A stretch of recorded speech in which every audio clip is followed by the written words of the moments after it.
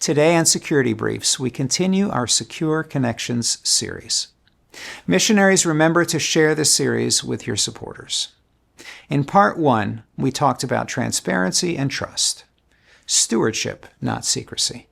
In Part 2, we discussed how context shapes communication, open, sensitive, and restricted environments. Today, we move into something very practical, sharing stories. Missionaries share stories because stories connect hearts. Supporters want stories because stories help them pray and understand. But stories can also expose people. So today we're going to talk about how to share fruit without creating risk.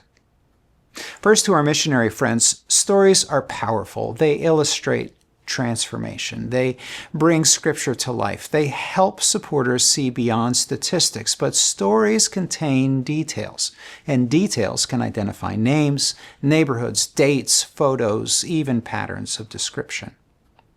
In sensitive or restricted environments, the question is not simply, is the story encouraging?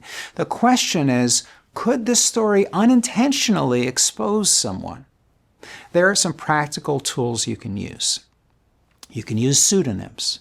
You can combine multiple stories into a composite account. You can delay reporting until time has passed. You can generalize geography, saying a major city instead of a specific location, and sometimes you can simply describe spiritual themes rather than individual narratives.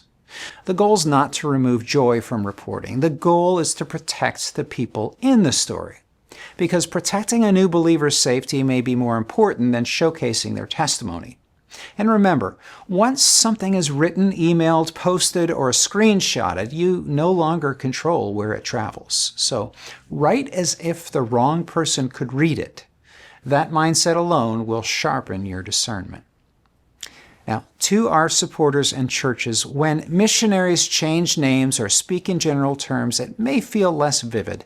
It may feel less personal, but that generality may be protecting a life. If you receive a story marked confidential, treat it as confidential. Do not forward it without permission. Do not quote it publicly. Do not repost screenshots to social media. And even in open environments, it's wise to pause before posting ministry photos or tagging locations. Sometimes the greatest way you can honor a testimony is by guarding it. You're not just celebrating fruit, you're helping preserve it. Jesus often told stories. Sometimes he explained them plainly. Sometimes he spoke in parables. There were moments when clarity served the crowd, and there were moments when restraint served the mission. Wisdom knows the difference. I'm on the newsletter list of a missionary who has served their entire career in a restricted access context. Her updates give plenty for us to pray about while celebrating the stories of God's grace, but I know that none of the names she uses are real, and even though I personally know where she's ministering, she never mentions the name of the countries, much less the regions or cities. But none of this lack of detail reduces the impact of her updates. They're still powerful without being risky for the people she's reaching. Secure Connections means celebrating what God is doing without endangering the people through whom He is doing it. When missionaries share carefully and supporters steward stories wisely, trust deepens, and when trust deepens, partnership strengthens. Here are this week's practical takeaways. Missionaries, review your last newsletter or update and ask yourself, could any detail unintentionally identify someone? If so, adjust your approach moving forward. Supporters, make a simple commitment.